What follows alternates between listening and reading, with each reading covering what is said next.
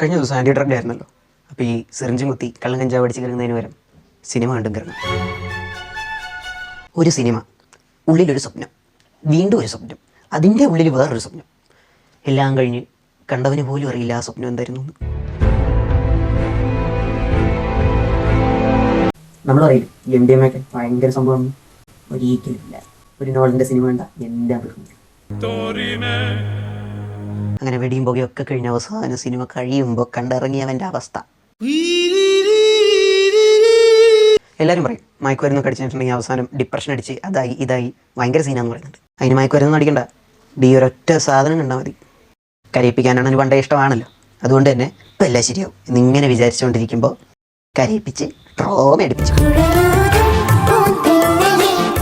ചുരുക്കത്തിൽ പറഞ്ഞാൽ ഏതൊരു വികാരത്തെയും ഏത് സമയം വേണേലും ട്രിഗർ ചെയ്യിക്കാൻ സിനിമയ്ക്ക് പറ്റും.